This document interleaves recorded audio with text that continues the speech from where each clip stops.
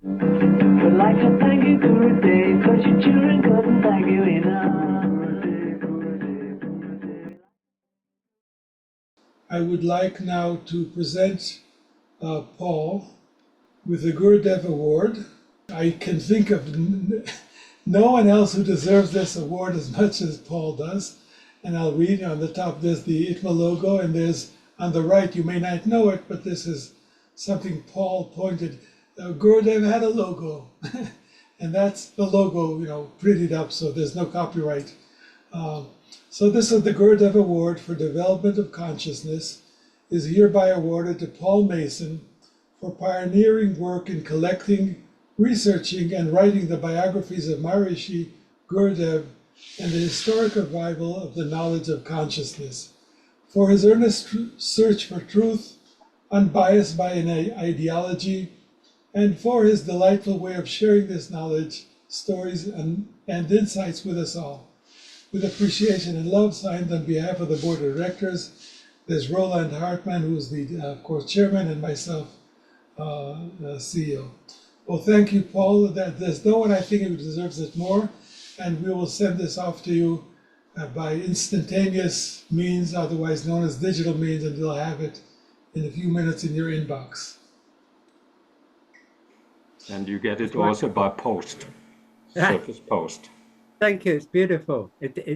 I mean, I don't collect certificates, but I'll keep this one. It's a very nice gesture, and thank you so much. It's a shock. It's a shock to read these things about myself, and it's lovely. Thank you. All right. Jai Gurudev, and as I said, I can think of no one who deserves it better. And now the stage is yours. Please, we'd love to hear your thoughts on transcendence, which is basically the topic of all these talks. Well, hello, everybody. Thank you for attending this meeting. I'm not exactly sure that I even understand the word transcend. When I was a child, I never heard the word once. I mean, you heard words like transcontinental or translation. I never heard the word transcend, not that I can remember. But now I understand it means to go beyond. But again, it's like, yeah, go beyond what? I mean, as a child, I wasn't trying to go beyond anything. I was just living my own life and listening and watching and playing and all the rest of it. So I had no need to transcend. Even if I were to go back there now to being a 3-5-year-old, I wouldn't have any need for transcend. I suppose the first conscious recollection I have of what that means to go beyond was going into a church and thinking, well, this is where I wasn't baptized or anything. I'm not an official religious person. So I went into a church and I thought, oh yeah, this is where people worship God. And I thought to myself, well, effectively, they're like phoning God, aren't they? So I wonder how you do that. So I settled down quietly on a pew, I think maybe even knelt, and I just went into silence. And I realized now that what I was trying to do was to transcend. I was trying to go beyond myself. I was trying to contact something that was being told to me that was being bigger than I am. And I didn't get any answer. It was nice and it was quiet, but I didn't get any lift. And I didn't get a dialogue, because at that time people talked to God in order to thank him. And it was always him, wasn't it? To thank him for something, or to actually ask a favor, like, could I have this for Christmas? Or could you give me a better life? You know, can I have more friends? Or can I have special pudding tonight? I don't know what people were wanting to talk to God about when they were children. And I kind of thought, oh, that's interesting. It was neither here nor there. It was like just a moment, and that's why I remember it today. And at some time, I got interested in the word meditation. I didn't associate it with transcend. I didn't associate it with anything. I just asked this guy at school, he was a boy who seemed to come from India. I said, what's meditation? And he said, oh, you sit and you think like of a cow. And I thought, oh, right. But that doesn't sound like going beyond anything. It sounds like actually the opposite. It sounds like thinking a lot about a cow, which we often think a lot about a lot of things. And that's really what meditation is, isn't it? It's actually focusing and looking and thinking and being attentive to something. And that's what it means in England. And that's what it means in India as well. It's not a different meaning. Dhyan in India is to sit and think. It's meditation isn't naturally, it isn't implicit in it that it's transcendental. It isn't implicit in it that you go beyond. It's whatever it is. Anyway, they're my personal experiences, the warm up, as it were, to this topic. And then as I got older, I came back to this idea of what is meditation. And I sat down and I was in somebody else's room. It was late at night.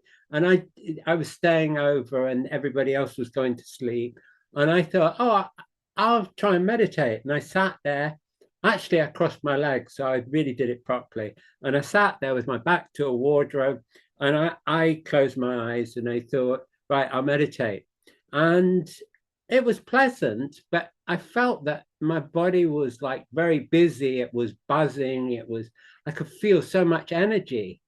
And I thought, oh, I'm not going to be able to meditate. And from my meaning of meditation at that time, it meant letting go of thoughts. And I realized that I couldn't let go of thoughts. I hadn't been taught that that's what it meant. I just had assimilated that in my mind that I had to let go of thoughts. No meaning. But some friends of mine they thought quite a lot to themselves. And when I visited them, I realized they had thrones. Do you know that they actually sat in high back thrones when they were with each other? And I thought that was an interesting psychologically that people would think themselves so self-important they needed a throne. But I also thought that I needed some sort of like chair at home. I'm not saying a throne, but I went to the furniture shop and it wasn't a throne that I got, just an easy chair, but it was significant to me. And after getting it, when I come home from work, I worked in a factory, I would sit down in that seat and I would settle down. I would close my eyes and I would settle down. And it wasn't a big deal, but I knew that after a day at work, I needed to settle down. It's just, again, intuition.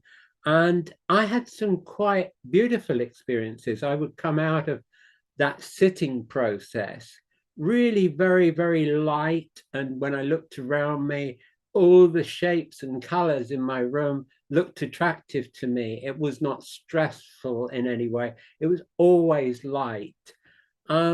And they were really nice experiences, and I'm sure they anchored me in some sort of peace when I went out socializing and hell raising and all the craziness that you do when you're 16, 17, whatever.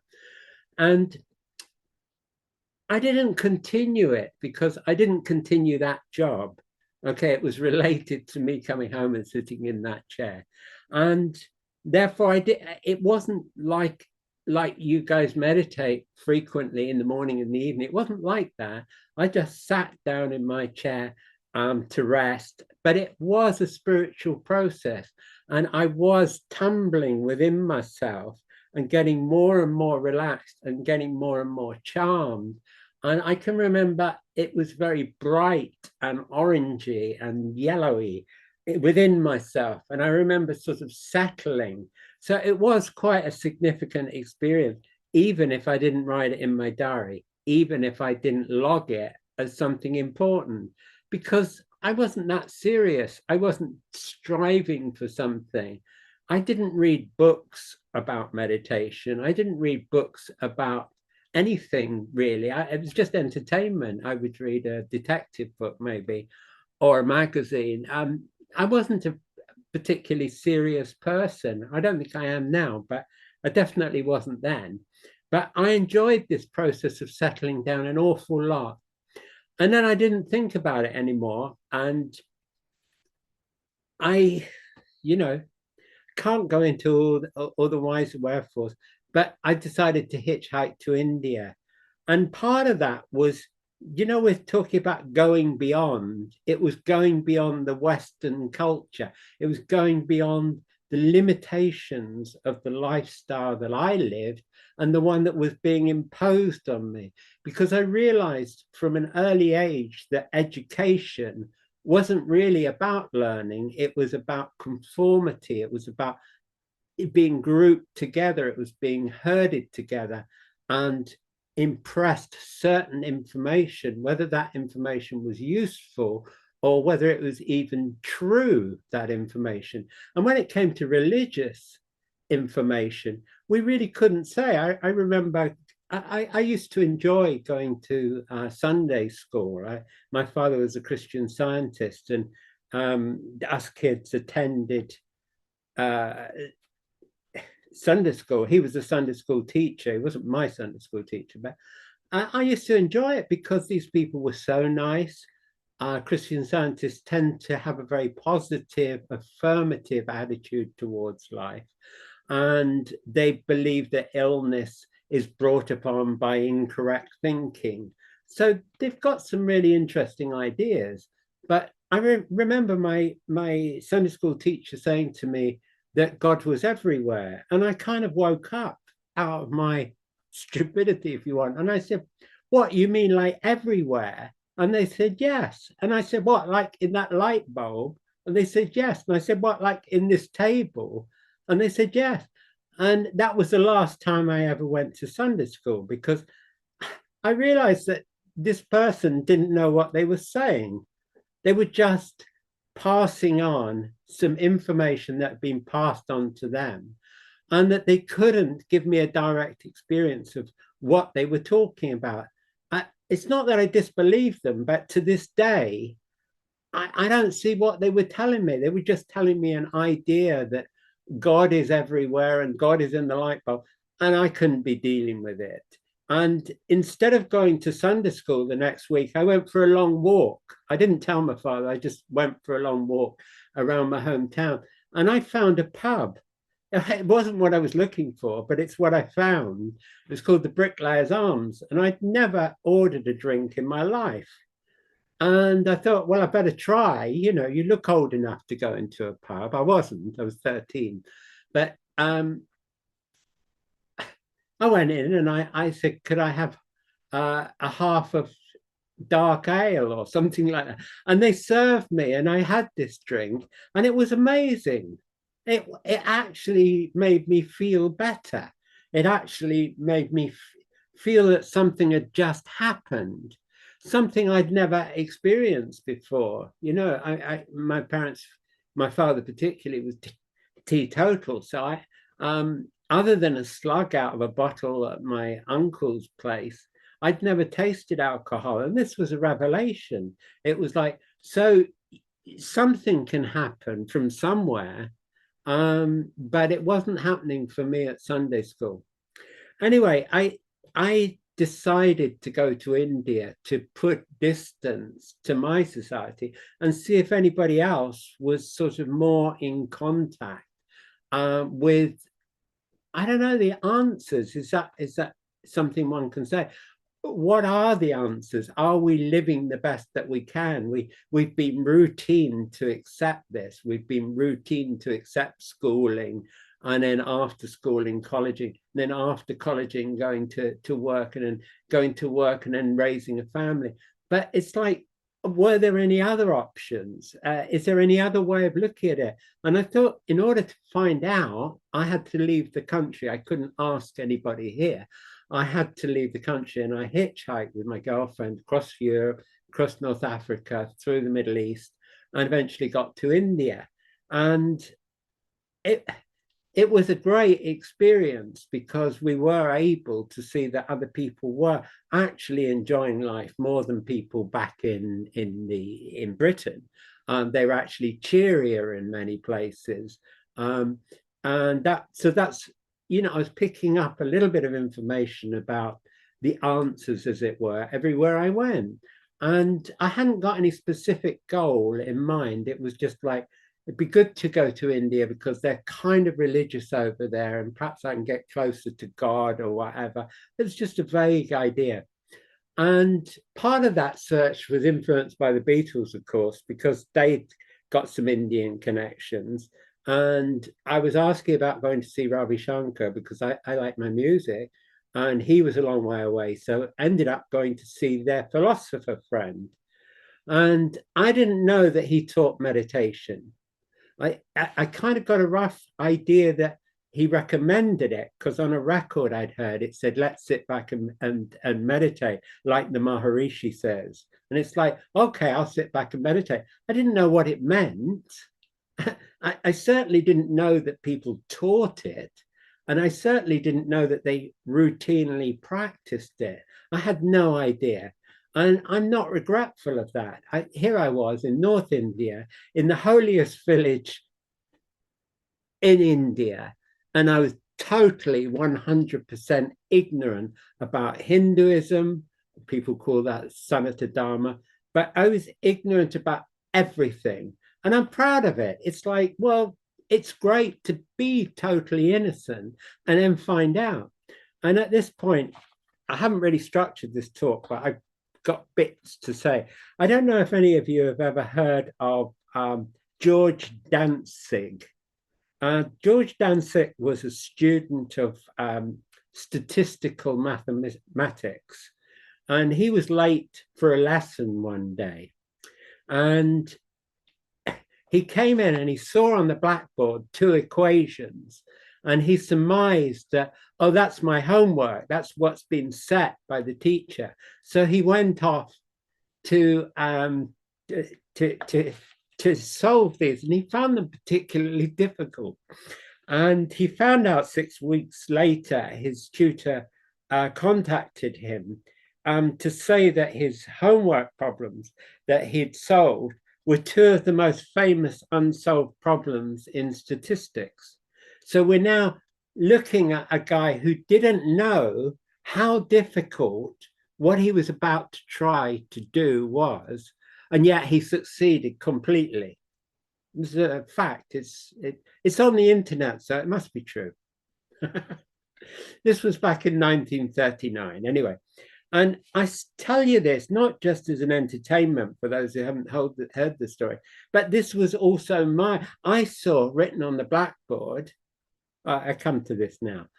When I went to see Maharishi, he wasn't there.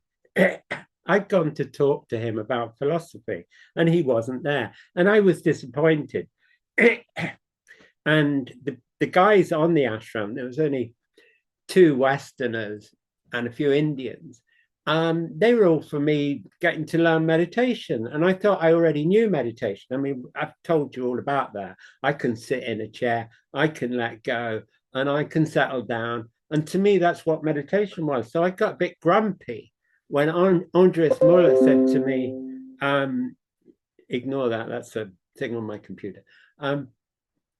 He said to me, oh, do you know anything about meditation? And I said, well, yeah, of course. And I thought it was a bit of a put down that anybody would not know about meditation. I didn't know that they taught meditation. Anyway, he and Bevan Morris encouraged me to meditate. And I'll be honest, I wasn't really interested because, you know, I'd never read anything about it.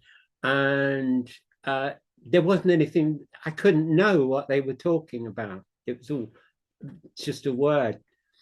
And I turned up with my piece of fruit and a bit of torn off cloth from the cloth shop. And Andres taught me to meditate. And it was pleasant enough. But what he'd said was that it's easy and it's automatic, and very quickly you get to the source of creative intelligence, to the state of being, and that's it. Well, I was used to things happening quickly. I told you about the drink that I had when I went to the pub. The influence of that drink was on me within minutes, 5 minutes. It was like, I'm feeling good. I'm feeling cool. So when I've been meditating for like quarter of an hour, 20 minutes. It was very pleasant. It was very calm. And at one point, there seemed to be an internal visitation of goddesses. There was one goddess in the middle of my awareness. And then I saw like a spiraling, like there was a multiple amount of them coming down a staircase. And they're all looking inside me, which I found like, wow, this is astonishing. And I was caught with that image, and it was quite special. It's something that has never happened to me. And then I remembered that Andres had said, you know, if you find yourself thinking, then stop thinking and go back to the mantra. And I thought, I'm thinking about these goddesses. And so I stopped thinking about the goddesses and they disappeared. And I was left with no goddesses. And to be honest, no great peace of mind. It's like, okay, so back to the mantra. And I started getting a little bit miffed at what he was teaching me. And it might sound heretic to you now, sounds slightly heretic to me now, but at the time it seemed absolutely normal. If something doesn't work like you've been led to believe it will, you've got to find out what you're not doing. You know, if you read the instructions for a power tool and it doesn't work, you try doing it slightly different. If you get a recipe and it doesn't look like it should, you cook it a bit longer or fry it a bit more. And that's all I did. I decided that I got to a nice quiet bit in the meditation and that I would voluntarily let go of this mantra and see what would happen if I didn't think at all. And I sat there listening. I was in Maharishi's basement and there was little fan-like windows up. And I could hear the Mali, the gardener, pruning the roses outside. And I could hear faintly some buzzing insect. And I thought it was beautiful. And I thought, yeah, you're not thinking, you're just listening. And I thought that was okay. Just listen, don't think. And I went into the most unique feeling that I'd ever had in my life. I went into suspension. Everything went to zero. And I found myself for some minutes coming to, discovering that I was alive, discovering that I was an entity, discovering that I had a body, discovering that I had awareness. And then Andres Mora said, and then after, you know, like we stopped speaking the mantra, we stopped repeating the mantra, and gradually after so much time, I don't know what it was, 3 minutes or something, we slowly opened the eyes. And I thought, oh wow, there's a guy out there. There's somebody talking to me, and I understand him.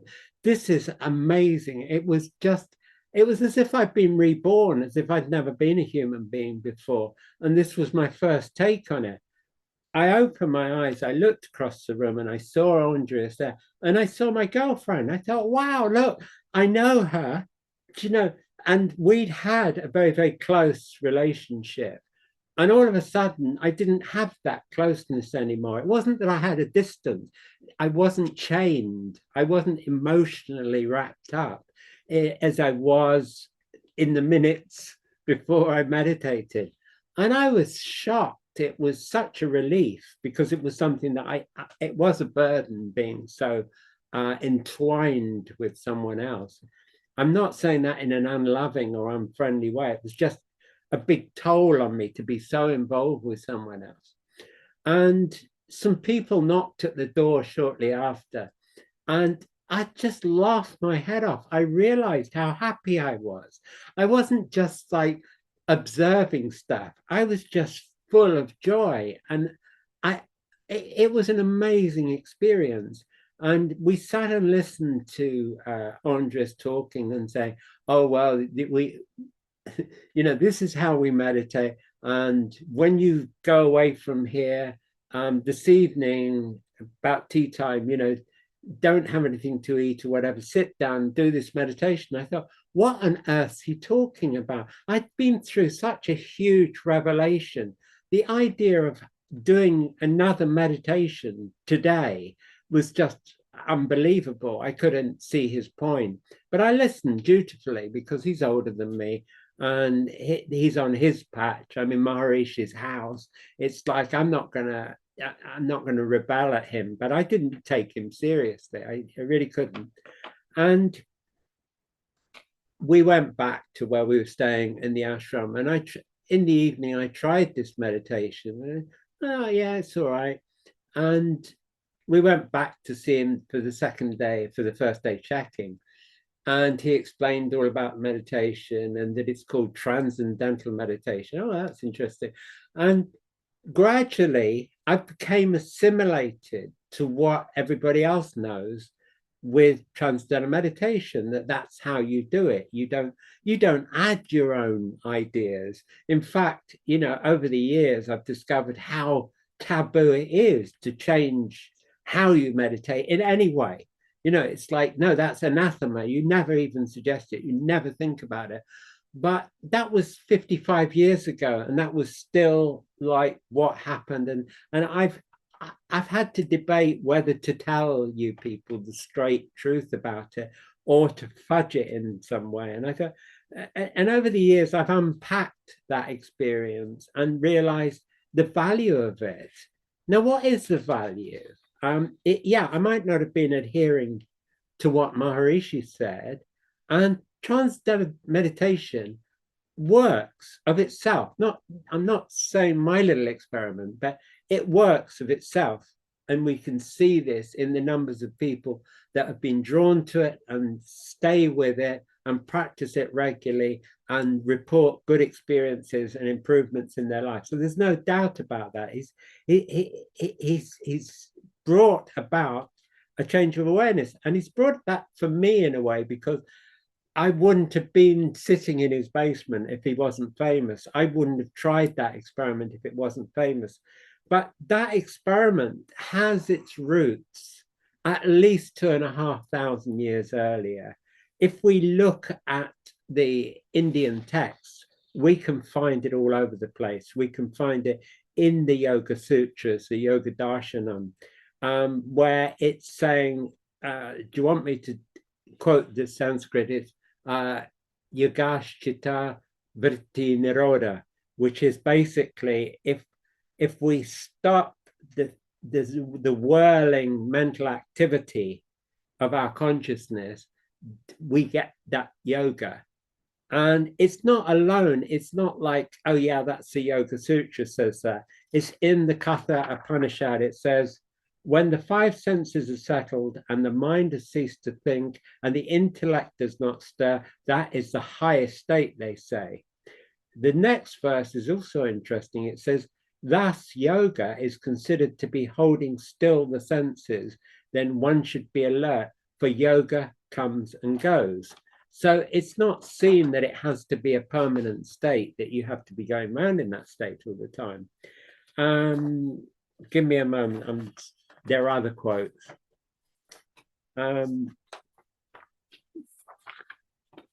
So I got into looking, that wonderful certificate that you put up on the screen earlier. I've been doing a lot of looking. I was very intrigued, like, this is important. This thing about transcending, going beyond one's own thoughts, beyond being a limited being, letting go of that sort of, I was meditating this morning and I noticed I was letting go of myself. And that was important to me because when I sat down, there was like a teasing amount of anxiousness.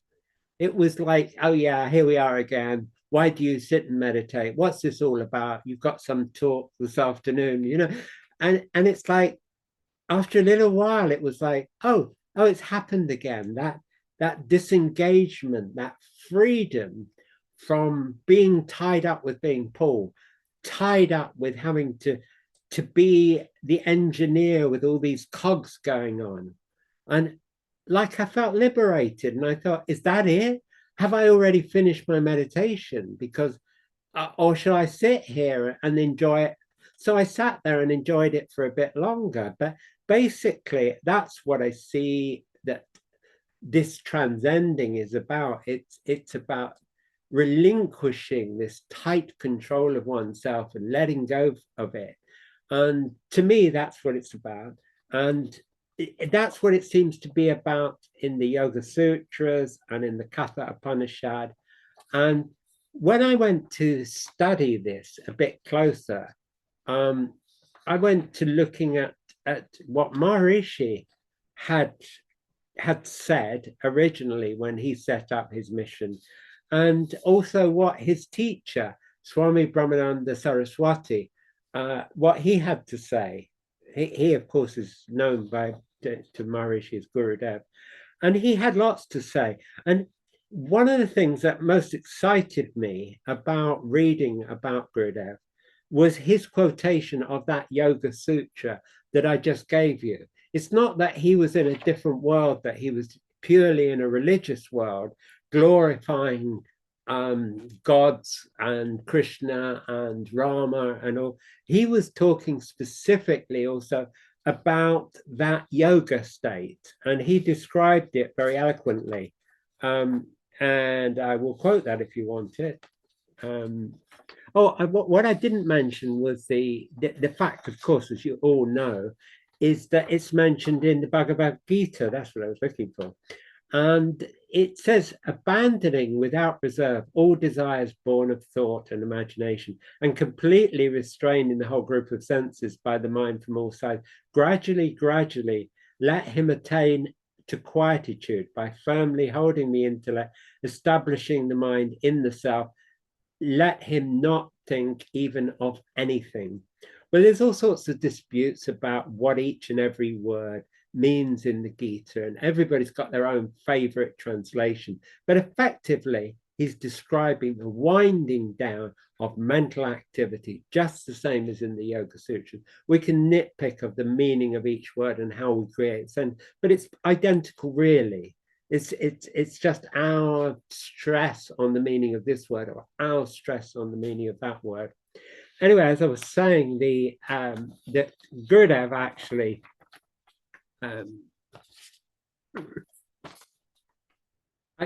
it was like 4 books in. I translated so much of his teaching, and I hadn't found what I wanted to find until I found this. I was sent this book way after I'd done all my translation work, and I was sent it. It was the missing book. It was the one that was only rumored about but couldn't be found. And somebody sent it to me from India, and I pounced on this. I went through it and I pounced on it. And basically, it's talking about that very verse.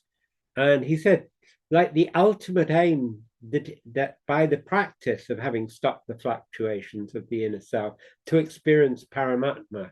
Now, that's a Sanskrit word meaning the self or the higher self. Atma is our soul. Param is the higher soul. So without a ripple in any part of the pond. So he's saying it's as if one's conceiving, appearing, looking at oneself without any ripples. That manner a person can see his own face. That really is the method, Niruddha, stopping chitta vritya, which is the fluctuations of consciousness, is really giving a clear reflection of the Atma at its highest position in the instrument of the inner vision. This indeed is darshan of the Atma. Well, these are all, it's a bit of a jerky thing. I'm only translating his words. We could smooth it and make it nicer for you. But basically, he's zoomed in on that most important verse, saying yoga is winding down and being able, as a result of that, to perceive oneself not just as the Atma, but harmonize with Paramatma. What he's saying is that we've let go of ourselves in favor of the bigger self. And that's what many of us have experienced through transcendental meditation. And what Maharishi claimed was that this was a revival, that it had all happened before, that what we were hearing was nothing new. It was just new to us. even new to many, many people in India. And my research bore that out. It's like, if you go back to Buddhists, which is like, you can't talk about Buddhists if you're a Hindu. And generally, meditators, TM meditators, don't talk about Buddhists, but they owe everything to that period because the Upanishads and the Gita and Buddha coexisted around the same era. We can't actually say which preceded the other. And there's every chance that the Buddha preceded the others. And he was a Hindu monk. He was practicing a system of settling down. He was successful at settling down. Even now they talk about the I was reminded the other day that they talk about the eightfold path and the ninth jhana. And the ninth jhana is cessation. It is the state of meditation where you've stopped. There's a stopping of everything, which is what we've just been talking about, the yoga of the meditation. He too was teaching the Dharma. Well, as I found out, living out in India for that period of time, that's their big thing. When I went down to the village and I got a leaflet about their beliefs, it's about karma and dharma. They're the two things that I learned. I told you that I was going out to see the world, hitchhike around the world, and I wanted to know if there was a way of looking at things, understanding things any differently or better. And those were the two big ingredients. It's like, well, why not consider your dharma? Why not consider what you should be doing in life rather than what's like, I don't know, what you like to be doing? There can sometimes be a difference because you might want to be a millionaire, or you might want to be a rock star, or you might want to be of a different gender. You might want to be of a different race. But why don't you just calm down and actually see what your dharma is? And I found that profoundly interesting. Not that it's right. I'm not saying that. It's not dogmatic. It's like, that is a really interesting idea. And then the karma bit about that every action has a reaction, and we know that from physics. And how big is that as a deal? And it implies conscience. It implies that you were bad to someone, you ought to try and remedy that. They were bad to you. Perhaps soon enough it'll get sorted out. So these seem to be good tools to live with.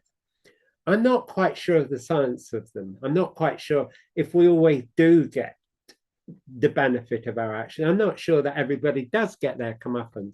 I'm not saying that but it was a good framework to have picked up. And it was definitely true in the Buddhist front because they teach of the Dharma. And that's what Gurudev was teaching. He was teaching of the Dharma. So there's a kind of uniformity between Buddhists and between Hindus, even if neither of them were actually owned to it. So I've missed out the bits about Maharishi and his use of the word transcendental. It's like, I haven't forgotten what I came to talk about, which is transcending. And in fact, Maharishi didn't come up with the term transcendental meditation until sometime in the 60s. He certainly didn't come up with it in 1955 when he started his mission. He called what he was teaching the sadhana, which is what his teacher would call it. That means the practice.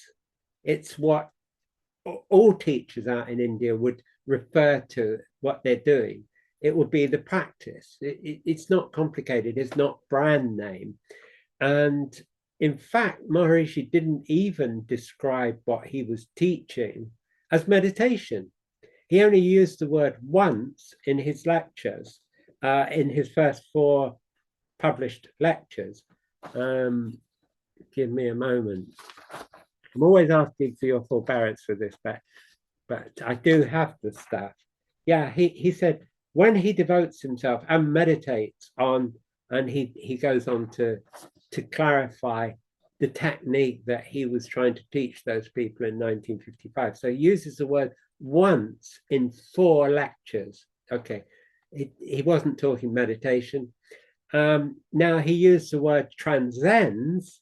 How many times? Help me.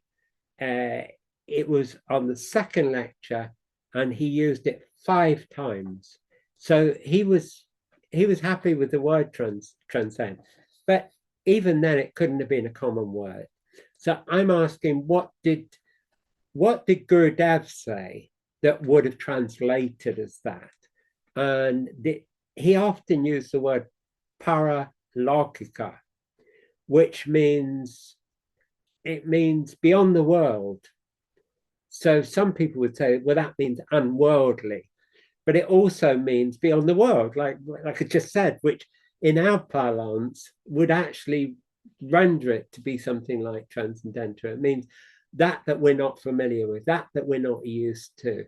And he used it a lot, and he referred to the energy as paralokika, the paralokika shakti. And he also referred to the paralokika anand, so the happiness there.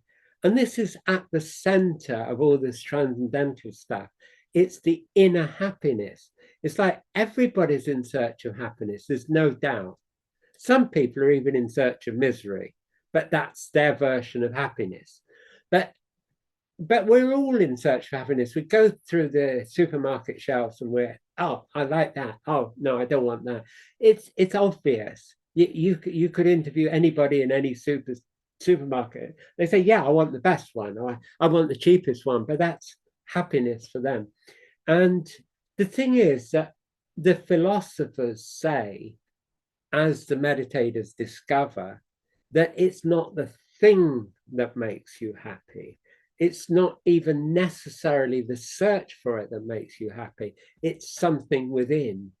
And for meditators, and this is on my list, it's like I've got a list here of all the good things that can come from meditating. Of course, I can't find it because I've shuffled these. Yeah, well, anyway, that's the main one, isn't it? Benefits. There we go. That's got to be the main one, that what you find, whether you would agree that life is all about happiness, giggly, ha, ha, ha, and pleasant all the time, which is obviously not. Somebody dies, you're not in a state of rapture. You've told that you've got a terrible illness or that a relative, no, but somewhere in you, there's something immutable. I'm often seen and heard to be laughing irreverently. I laugh because I'm happy, not because of the thing that just happened. I haven't got that bad a sense of humor. It's just that even like that story that Gurudev told about the seeing the white teeth in the dead dog, we do it naturally. People tell that story as if it was like some high achievement. We do it naturally. Whenever you walk past a dead animal, you go, oh, look at the fur on that. So, isn't it beautiful to see that fur close up, or those feathers? This is an opportunity of saying, you don't go, oh, this is ghastly, I hate life.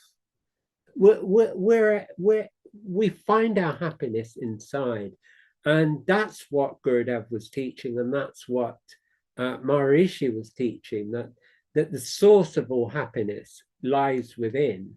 And the Christians thought that too. They said that the kingdom of heaven is within, and all else will search for that, and all else will be added unto you. Whether or not they'd discovered some effective way of prayer or meditation, it wouldn't surprise me, but we can only just conjecture that. But that language of finding the heaven within is so contrary to a lot of people's beliefs that they kind of like imagine the heaven is kind of light years out in the sky, somewhere near Pluto or Mars or in another galaxy or something. The idea that something's within is a very unfamiliar idea, even for the Christian church who have that quotation. Even for many Hindus, they think, and I've been to India a lot, the average Indian thinks that life would be all right if they went to America, that they went to Germany, that they had a fat bank balance. They don't. Many people are ignorant about the happiness within, the ananda within, and that's what we owe to Gurudev. Is that's what he peppered all his talks, whether he was talking about gods, whether he was talking about religious rituals, whatever. He was always underpinning it by talking about the Bahutanam, the huge amount of happiness that lies within. In fact, the one time, I really have searched his quotes very scrupulously. There's only one time where he really reflects on his own life personally without it being a part of put into a context, and that was when he was a young man and he wore his loincloth as a turban or wore the turban as a loincloth depending on his circumstance, and he was cooking a chapati on a stone over some heat. So he clearly hadn't become a swami at the time because he was using fire. And he was describing the ecstasy that he got hearing the crackles of the stone. And he was saying how anybody watching would have thought that he was some Paramahansa, he was some enlightened Swami, or that he must be a Jiva Mukti. And that's the zenith. It's all very well postulating about all these states of consciousness. As far as Gurudev was teaching, you can get through to this inner state of consciousness, what we would call Brahma, what we would call Turiya. There's all sorts of names for it. And then where do we go? People postulate, they say, after Turiya is Turiyata, and they say that's beyond that. And what they're really saying is the state that we merge with when we meditate, after that, then we get an infusion. And when we have that infusion, you can call it anything. You can call it normality. Maharishi many times called it just being normal, as I recall. I don't know what I call it. Lots of people want to call it enlightenment. And therefore they set their own language up and they set their own level of expectation. I had about 3 days where I thought I was enlightened. It was wonderful. People were touching my feet. I was in Rishikesh and I was walking on a footpath and Indian people would actually kneel down and touch my feet. And I thought, well, that proves it. I'm enlightened. It all passed. Thank God. It's kind of astonishing that we can be so happy within and so satisfied within. And yet we look out at the bigger world and we see such meanness and such shameful unpleasantness from person to person, from species, wiping them out, burning them out, torture, whatever. And I kind of think, well, part of this discussion, if it is a discussion, because so far it's just been me ranting on, is to summarize some of the potential benefits. And one of them, it's practical.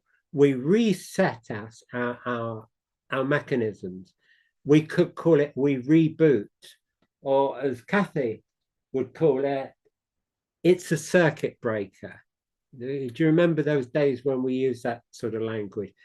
If something went wrong, that circuit needs to be restarted. It's a circuit breaker. You press the red button, and that's what we're doing.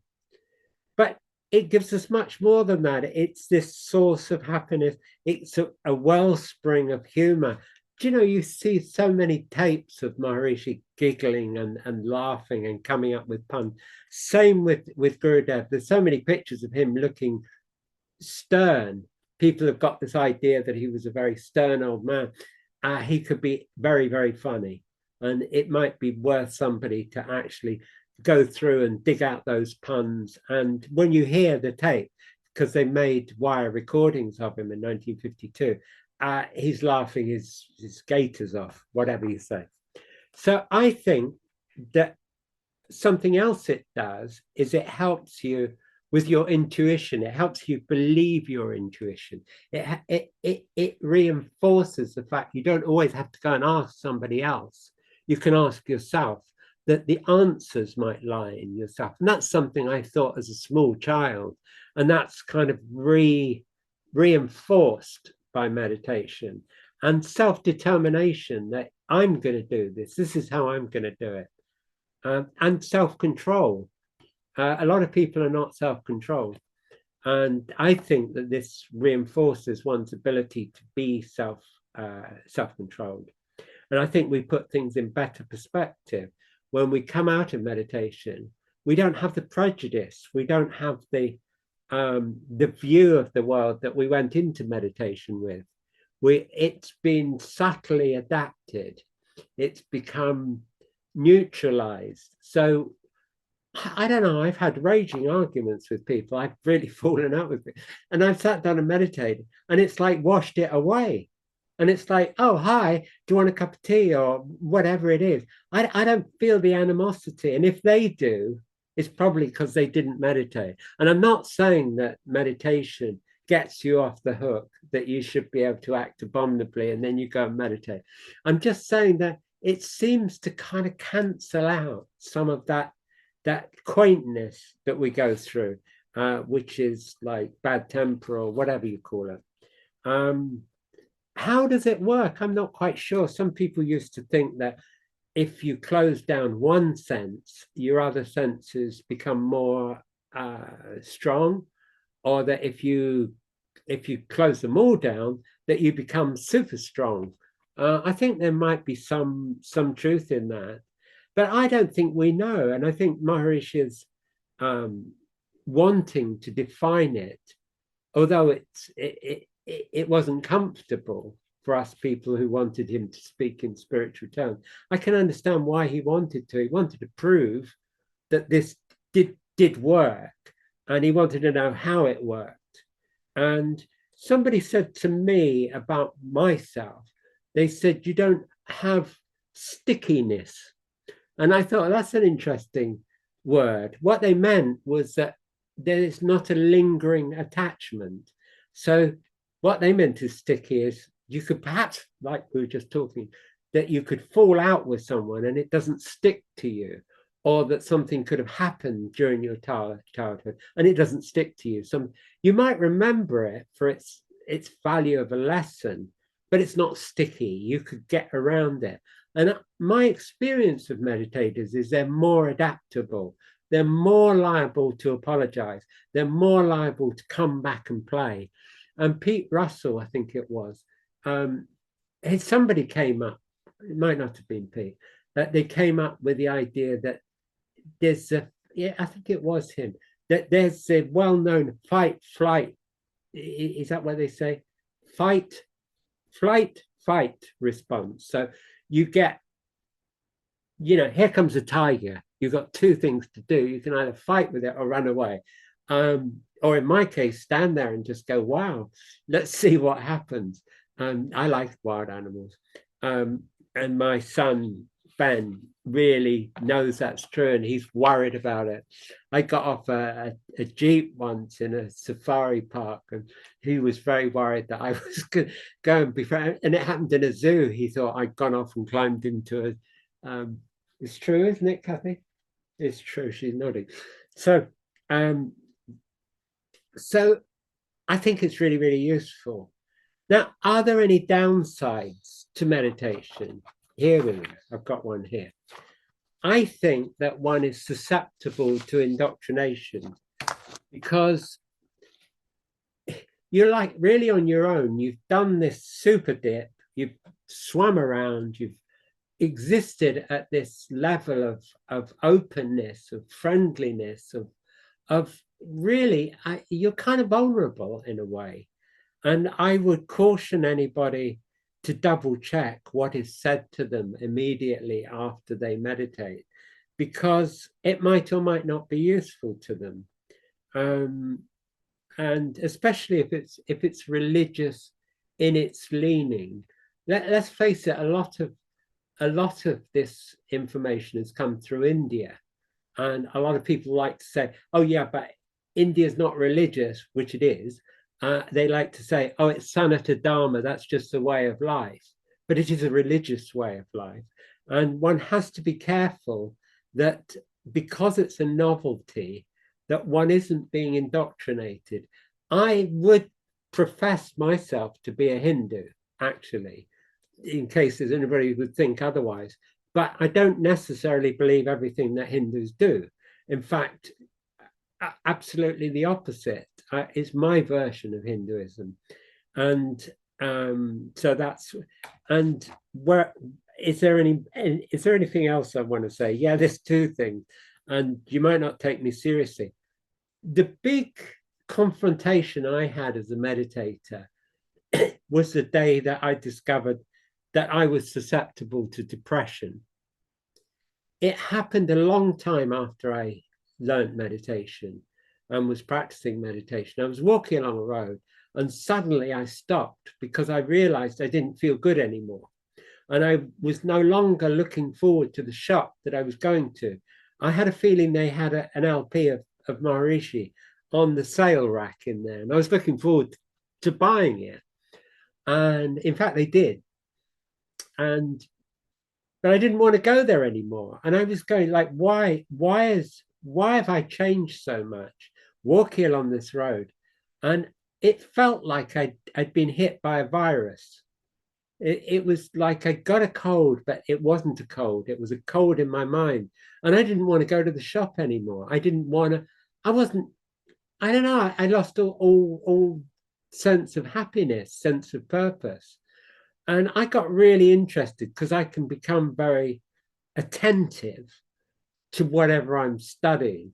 I suddenly became hyper attentive to the idea that something could attack me and take down my rather self-enjoying situation.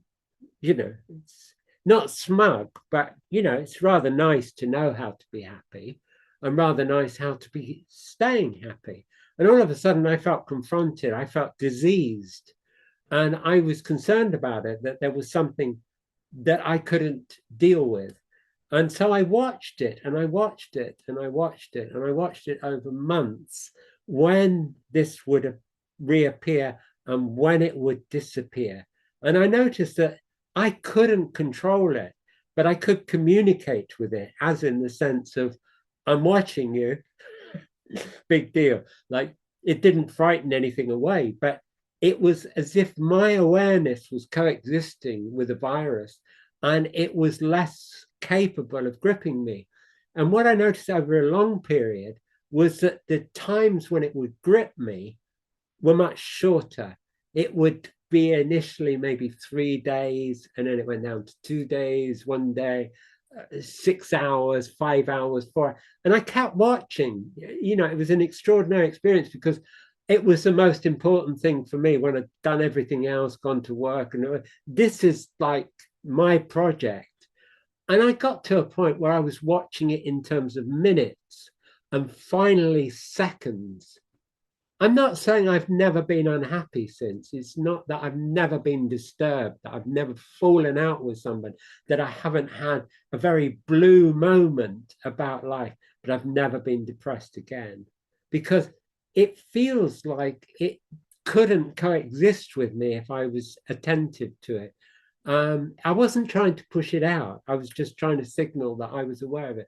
That's like, I wanted to throw that in for whatever use it is to anybody in any way.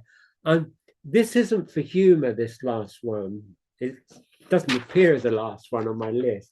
It's way up there, but I think I'm going to have to draw the talk to a conclusion. But my last one is like, people are very much like, how can I get better meditation? How can I become more cosmically conscious? Like, wow, do I have to go on like long courses or chant lots of sutras or whatever? And in my 55 years of being in this mix, I've only found one thing that's useful, and that's paracetamol. And that's true. If I'm coming to meditation and I don't feel up to it, I take 2 paracetamol. That, for non British people, that's probably equivalent to an aspirin or 2 aspirin. is like it really mellows me out. And that's it. So anyway, it's thank you for giving me this chance to say something of what I've experienced of the idea of transcending. It might not be what you guys think, and I might have stirred up a controversial pot on a few subjects, but as I understood from the messages that go between the guys on ITMA, this was supposed to be about a personal perspective. And I thought, well, I wasn't going to make it personal. I was going to try and sort of do it more to the book. And I'm thinking, well, what do I know better than my own experiences? That's what I'll share. And that's what I've done. And hit me, but that's what I've done. Thank you, everybody. Well, thank you, Paul. Of course, personal is cosmic, and this was a very, very enjoyable talk. I think because it was personal. In the end, everything is personal, and your story is very, very nice. And we'll open the floor to questions and comments. And let me ask you a question, just to give time people to think. Could you describe the actual route that you hitchhiked from Britain to India? What countries you passed through? And some of them must have been some very rough countries. Give me a moment. Somebody's asking where they can find the Gurudev recordings. I've got them on my YouTube account. They were making a movie of Gurudev in Lucknow in North India, and so they made some color and some black and white. I mean, color was monumental at that time in India, especially. And at the same time, they did a lot of wire recordings. And I think they did wire recordings of all the speakers. So somewhere in a vault or in somebody's attic or basement, there's probably a reel, because Maharishi, when he was known as Brahmachari Mahesh, he was also on the stage, and I bet you there's a recording of him. Can I answer any more there? Yeah, okay, we'll leave it there. Your question, how did I get to India? Well, it was absurd. My brother announced, he said, I'll see you in time for tea. I'll see you back in time for tea. And I thought that was a really cruel thing to say to me. And it was almost prescient, because immediately we got out of the house, my girlfriend and myself, it started raining, but not just a bit. It's like we had like monsoon weather in London, and it was like you wouldn't go out in that weather to do anything, let alone to go and make this great pilgrimage. And so I thought about going back, but my brother's words rang in my ears. It's like, see you back in time for tea. So do you know what? I didn't. We just kept going, and we got over the English Channel. We slept in a field over in France. It was difficult, but we hitched across France and eventually got to Lyon, then went into Spain. It wasn't the most obvious way to go to India, but it occurred to me, this is your chance of seeing the world. So I wanted to go to see France, because that's a neighbor, to see Spain, because, I don't know, it sounded interesting, to go to Morocco, because it sounded even more interesting. That was difficult, because I had lots of hair, and that was difficulty getting in there, but I got in. And then we went into Algeria and Tunisia and Libya. And the idea was to keep going, to go to Egypt and go to what us in Britain call the Holy Land. But I couldn't get into Egypt because there were some international problems with Libya, and I think it's called America, the USA. I think that was the problem. And so we ended up getting, you're not going to believe this, an old minesweeper, a German minesweeper, out into the Aegean Sea. So as somebody who came from Britain, Germans weren't the most popular race on the planet. And to be in a ship that was in charge of like putting mines in the sea and to have all the insignia and that, I mean, it was a bit of a shock, but it's like, well, whatever. And we went down to Greece and Turkey, and that was a difficult voyage because I was extremely hungry, and we weren't eating, my girlfriend and I, and we kept looking at the Turkish crew, like trying to impart to them how hungry we were. I don't know if that was immoral, but we were successful because we were invited to the first mate's table, and he shared all his food. It was fantastic. But whilst doing so, he was also applying us with lots of water, and this kind of the water didn't always taste right. And as I say, I was teetotal at the time, and it was fine.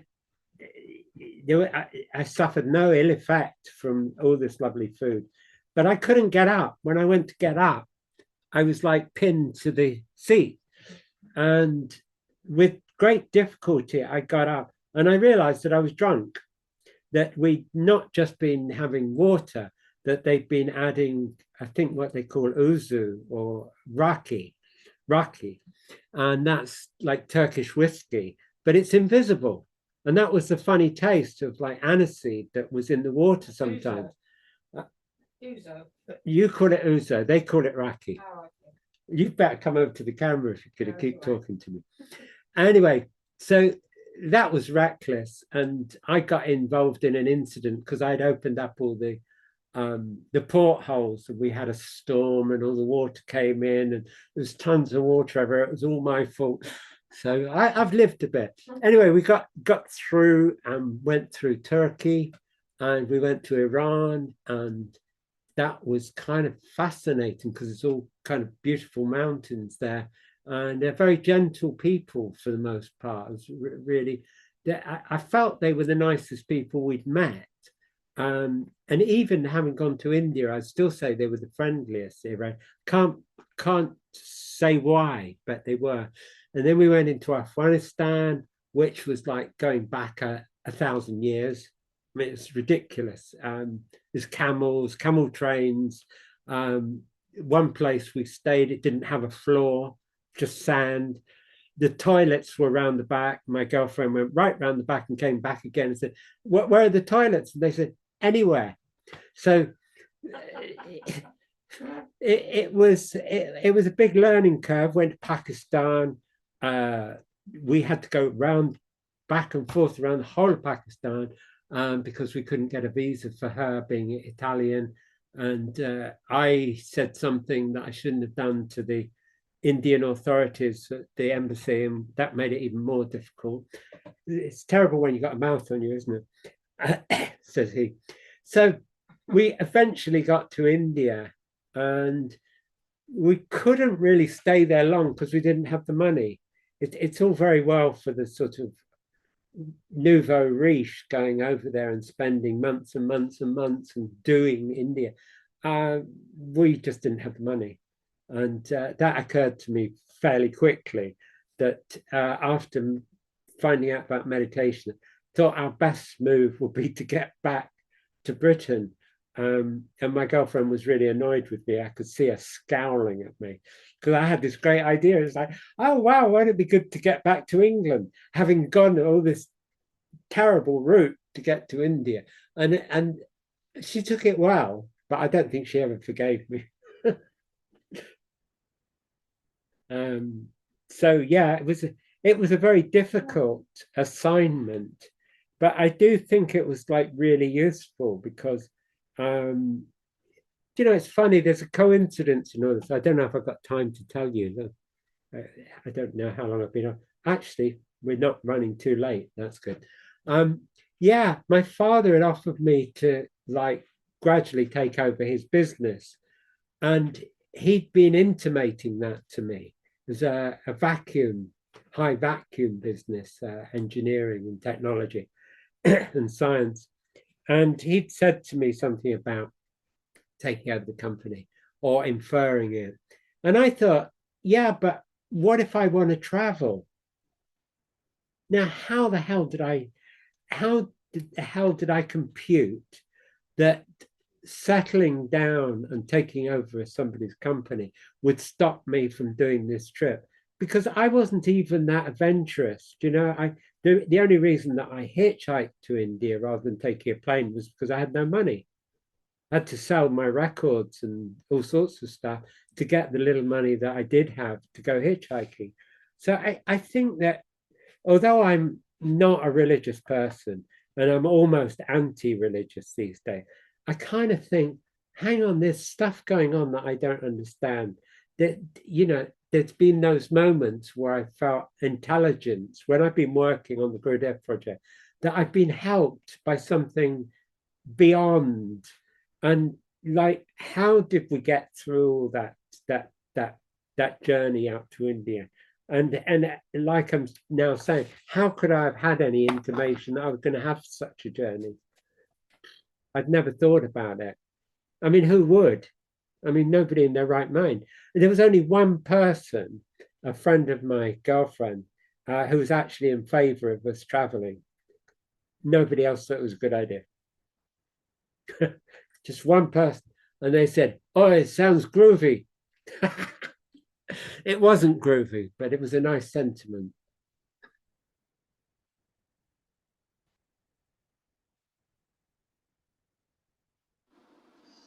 Great, thank you for that. It was a very interesting trip.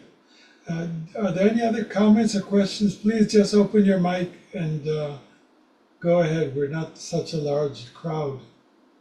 To follow up on Paul's trip, how long did it take you to get to India, and then how long did it take you to get back? Good question. There was no clock on it. We would just take every day at a time, which is a really exciting way to live. I mean, people say that when they're like drunkards or they're AA, don't they? They're just taking one day at a time, or such, people who are very ill. But as an 18-year-old, taking one day at a time in other people's countries was absolutely fascinating. And you had no agenda. You never knew when breakfast was going to happen or when lunch was going to happen or where you were going would be arrived at. So it was in its own way a meditation. We were constantly sort of developing and settling. There was an inner natural settling. And it took from July 26th, we left, until, I don't know when it was, sometime in October, we arrived in India, got over the border. That was so exciting.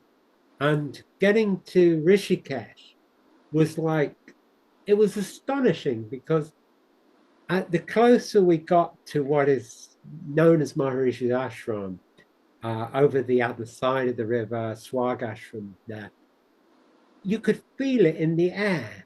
It was palpable. Wasn't a concept, because I had no concept. I had no concept about Maharishi. I had no concept about where I was going. I could feel it in the air.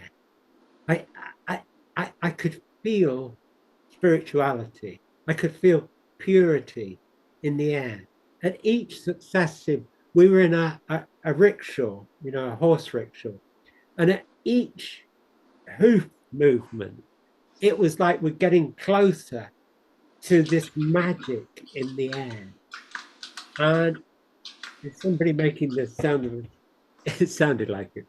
And it was like, this is amazing, utterly amazing. And when I got there and we crossed over the river, it was just a little barge, little boat.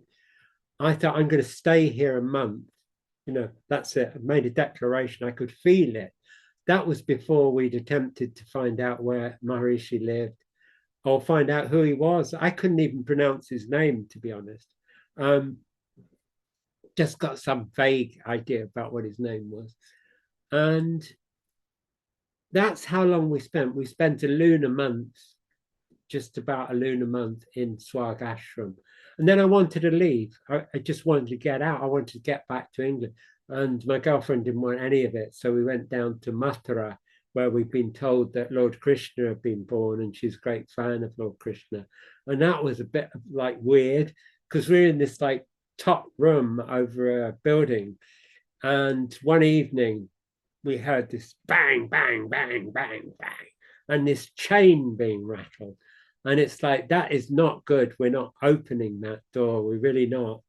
And it went quiet eventually after all the rattling and the banging. And eventually we opened the door, and I saw this like large ape scampering off across the room. I think, oh, I'm glad I didn't open that any earlier, really. So, but it was a bit of a dark experience being down there. And when we went to where Lord Krishna was allegedly born, Yolanda was very devotional. Oh, we're there where Lord Krishna was born. And within moments, she found that her buttocks were being pinched by the guy in charge of the place. So it was a very mixed experience. I only found out a long time after that it wasn't the best of times for Lord Krishna either, that he'd been, what was it, taken there by his uncle or something. And I think they were trying to kill him. So that, you know, we might have picked up something of all that. But eventually we got back to England. I almost died in Iran. I was in hospital there because we weren't eating. We were very subject to illness. And so I went through a period of, well, I almost died one night. And it was all rather bad. You know, the going out was like, wow, this is great. The coming back, we went through the snow. We went through the Afghani desert. We went through the deserts of Iran, like in snow. And I didn't even have any shoes. I only had open sandals. I didn't have like proper clothes. It's absolute mental. And I ended up in hospital. But eventually we got back, I think it was mid-January. We'd done about 6 months, and it was not good. It was like the beginning of like working oneself out, because although now it sounds like a good story, it sounds like, oh wow, you went all the way to India and you went and you saw all these things. It's like, but dharmically, I'd let go of my family, I'd let go of my job opportunities. I had to do a restart, and it wasn't easy. And I think it's been profoundly useful having had that trip, and having, I don't know, it's dealt with a lot of challenges like prejudices. One can be so prejudiced against one's neighbors, against the French, against the Germans, against the Spanish. And it happens all the time. I live in Cornwall, and a lot of the local people are not cosmic. You know, you only have to have come from a few miles away and they're on your case, you know, let alone being foreign. So I think it's helped in so many respects. And I never realized it would give me a lifetime of stories. You know, I can be at a bus stop and with nothing to say to someone, and then you end up regaling them about how you were next to Mount Ararat with a couple of drunken Armenians, you know, and it's like, I can't believe this guy. This guy's been about the world. So it did me a big favor, you know, it like even made me a bit interesting.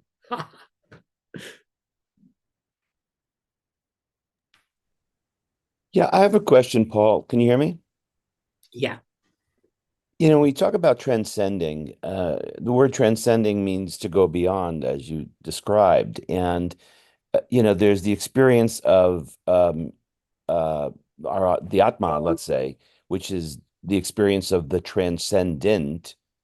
And then there's the experience of transcending or going into quieter, deeper, more silent levels of consciousness, uh, still within the individuality of our being.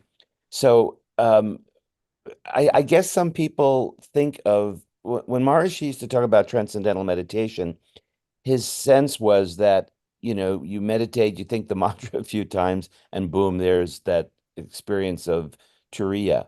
Um, my experience of having taught, many hundreds of people is that is not really their experience. There sometimes they'll have that what we call fourth state of consciousness, but much of the time they're in the quieter states of the mind. Would you want to comment on that?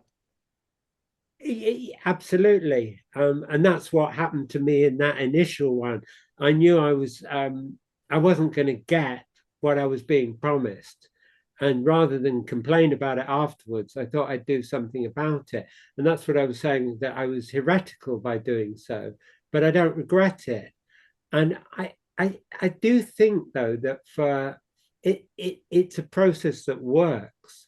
I don't think it's necessary for everybody to have a clear experience of Turiya. I mean, if they're benefited by their meditation, that's got to be good enough. And there are some days where I'm ill or I'm exhausted or whatever. And, my own meditations are not going to be as crystal clear and so forth. And I reflect on that sometimes and I think, so what? It's like one can become attached almost as if one's got to get a series of gold stars and it becomes achievement based. And I think that we're not responsible for other people's spiritual welfare. I think you, as a transcendental meditation teacher, I'm sure you fulfill your obligations and your everything to you, to whoever comes to you, and you can't go beyond that, can you? You can only do from your side. You can only give from your side in any situation, and it is very frustrating to see a potential that somebody else is not realizing in any avenue.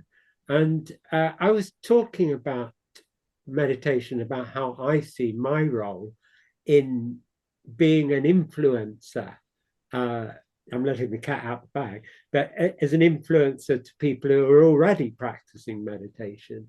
And she was saying, oh, but you'd have to go and teach loads of people meditation. And she was saying, like a neighbor of ours. I said, I don't feel responsible for them. They're aware of meditation. They've already said that they can't meditate. It's not my problem.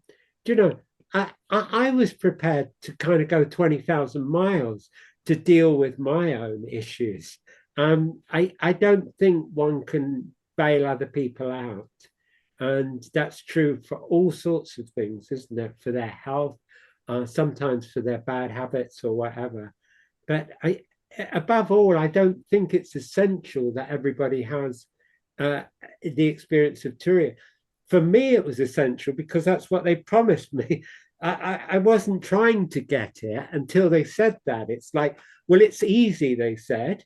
And they said that, it's a state of pure being and it's the source of creative awareness or whatever.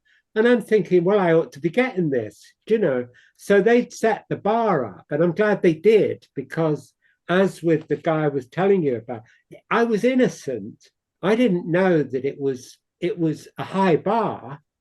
I was being told it was normal and easy for everyone. Unfortunately, I do think that if you tell the average person who's not prepared to hitchhike to India, who's not prepared to look at themselves closely, and you say it's very easy, perhaps it's slightly misleading. Perhaps you're setting up expectations.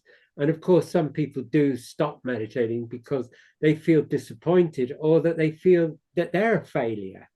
John Lennon hinted at that once, that that having got this thing, that he didn't want to then have to evaluate it and to be evaluated about it.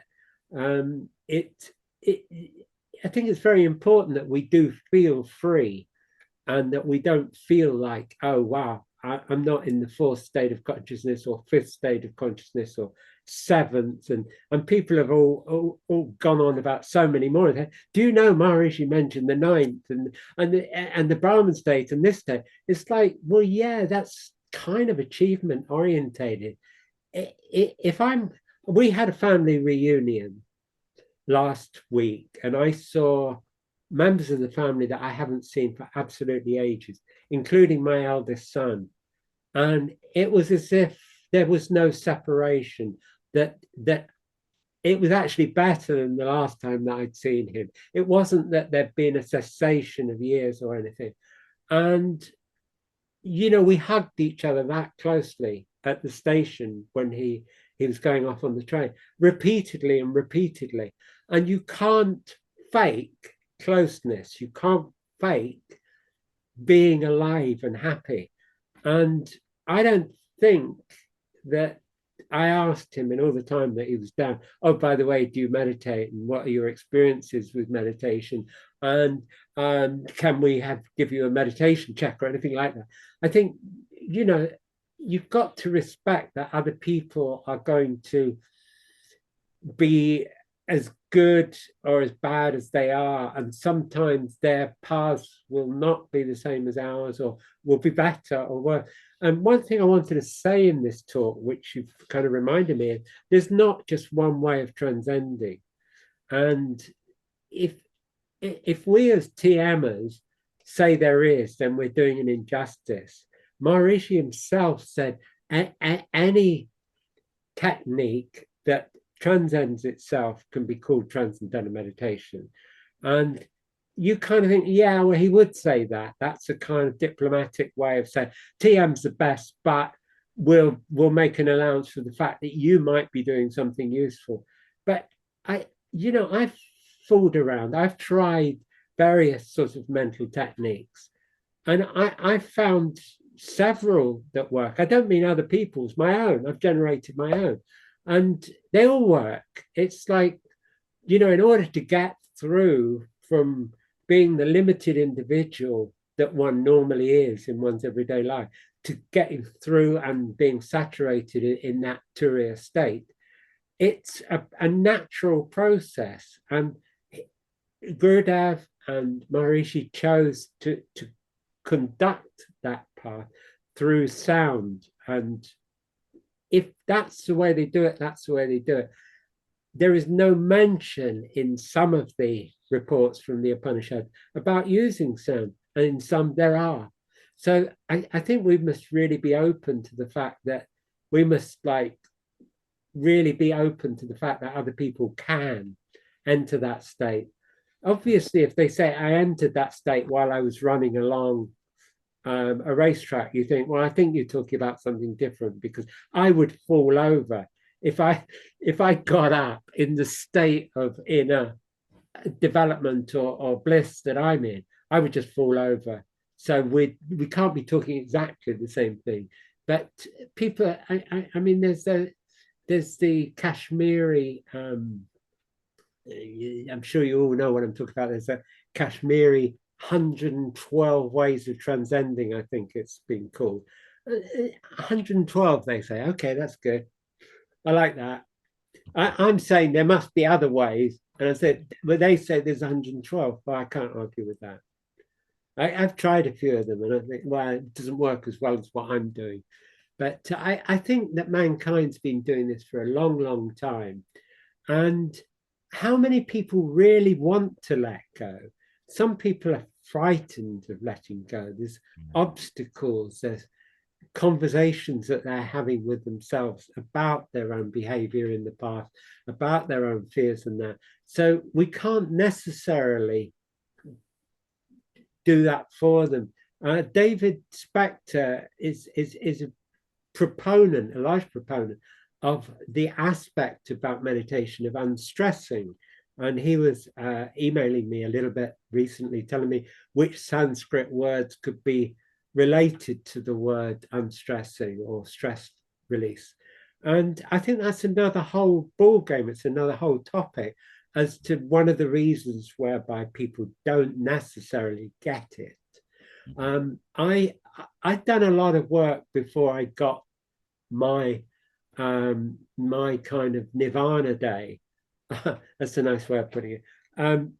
And I think I'd earned it. And I'll be honest, I thought I had. And when they told me, well, you're going to go back to the West, and there's thousands and thousands, millions of people who practice TM, I think, are there that many people who are even interested in what we're talking about here? So I think that we shouldn't have high expectations for other people. We can only do our own bit. I've yapped, haven't I? Sorry, Carrie, I yapped and yapped. I do that. Sorry. Appreciate it. Thanks. All right, thank you. Are there any? I think Philippe, you had a question. Would you like to ask it? Yes, one question. Paul, what is, according to you, the most transcending song from the Beatles? Sorry, who's speaking? I can't hear them. Philippe Talek from France. I was asking to you, what is, according to you, the most transcending song from the Beatles? Oh, we're talking Beatles. Yes.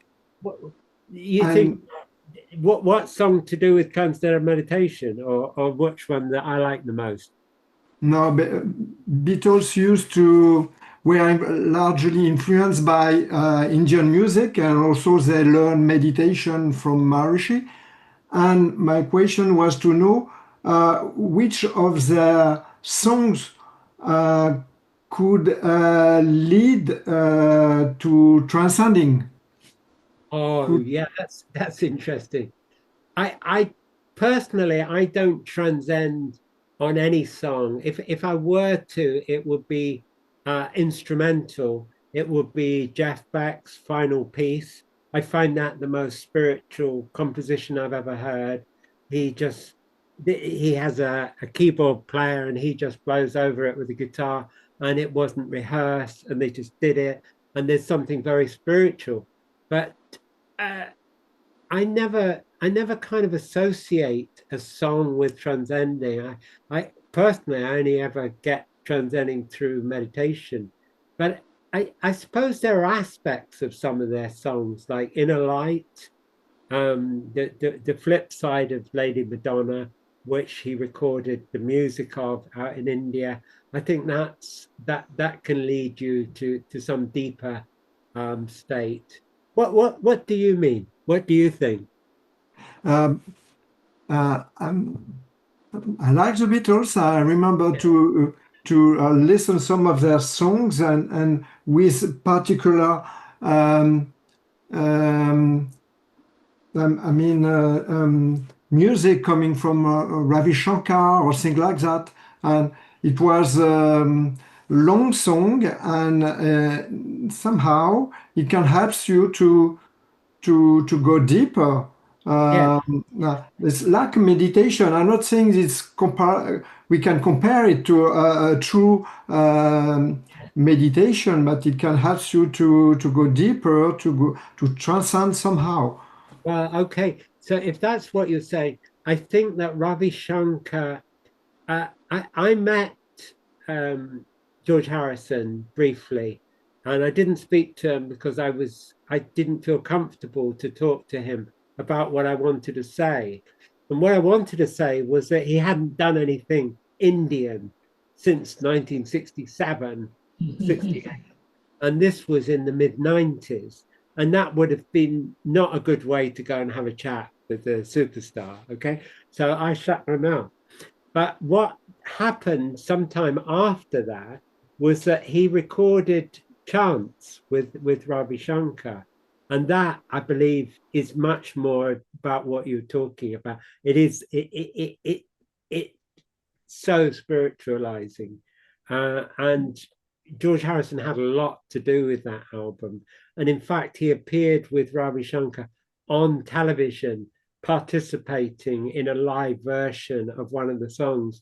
And I would say that that's got to be it. If we're talking about not meditation, but a musical performance that is spiritualizing, I would say the track that George did, I think on Help Me Someone. It was one of the last appearances he ever made, musical appearances It was all filmed. It was absolutely enchanting. They did it just on the spur, you know. It's like, oh, you know, Ravi was playing his sitar, Ravi's wife was singing, and George was sitting there with the guitar joining it. It was absolutely monstrous. It out Beatles the Beatles. It was, I like the Beatles, but who wouldn't? But I think that was special. I think what George did with Ravi. And I met Ravi. I'm going to name drop. I met him and I shook hands with him. So I think he's a nice little guy. But yeah, he was a formidable player. It's absolutely wonderful. Okay, thank you. Thank you. Okay, thank you. I think we're kind of getting towards the end. I will, I think, first of all, I'd like to thank Paul for this. Really, I think it's one of your best lectures, Paul. Really, one of your best talks so far. We'll give you more chances, but We packed a lot in. yeah. I'll be honest, I didn't know what I was going to say. And about a quarter of that I had any idea about. So it's been fun. Yes, Been a it nice is. way to spend the afternoon. Now, I think what I'll do, I'll give you a glimpse of what's going to happen on the 14th of September. It's just 5 slides that are preparation for the Executive Teacher Training Academy. The reason I'm doing this is so during that time, if you have friends you can who want to become teachers of meditation, that might be interesting for them. But it'll be just very short. This is the, yes. So this is some pictures for the Teacher Training Academy, the previous one in 23.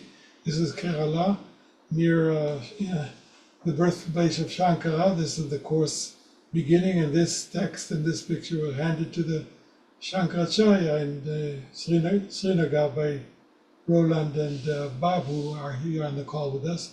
This is the graduation where Surya Narayana graduated the people and gave them their last instructions how to be teachers of meditation. This is Irina Romanova from Siberia, a wonderful, then a student, now a teacher. This is Roland and me. We really appreciate it. Somehow nature smiled on this course, and the Shankaracharya and his representatives received us very warmly, and of course it was very, very touching. This is the certificate of all the people who graduated this rather long course. It was 4 or 5 months by Zoom, and then 2 months very full-time in a hotel up in the hills in Kerala. This is graduation, everyone at that same temple. About 25 people graduated. This is basically what I want to show you. This is the Executive Teacher Training Academy for 26. It may begin, the end of 25. So it's basically 12 blocks to becoming a certified teacher of meditation. Each block is about a month, and the blocks here, there's some of the typical subjects, intro and prep lectures, basic and advanced puja practice, teaching students how to transcend basically the instruction, verifying the experience, the 3 lessons, checking and verifying the experiences, lectures and seminars for meditators. And by the way, this series that Paul has put together and many other people have contributed is a wonderful resource for teachers of meditation. Then we have some advanced topics about teaching children, Vedic technologies, building your own practices. After all, it's a sort of practice or business. And rounding and residence courses, all things that you'll be able to do on your own. It's a monthly seminar by Zoom. It's a self-study program primarily, with weekly practice sessions, personal follow-up and support ongoing. And after each block, there's a little verification, checking that you know all the material, and we move on to the next one. If people are fast, they could do it in less than a month. The requirements, you have to meditate regularly. You have to have access to Zoom and a phone, of course. You have a commitment for self-study. I estimate 5 to 7 hours a week. You can choose the times. And a desire, of course, to uplift humanity. The tuition is €1,200, and some scholarships are available for anyone who has a difficulty. And the informational executive TTA meeting will be held by Zoom on September 21st, 4 p.m. London time. This is the date, by the way, that Raish used to have the autumn spring celebration fulfillment. So if there are any questions, I'll be happy to answer them. Otherwise, we'll close this session, and I look forward to meeting you all on Paul's next lecture on the 7th of September, same time, same date.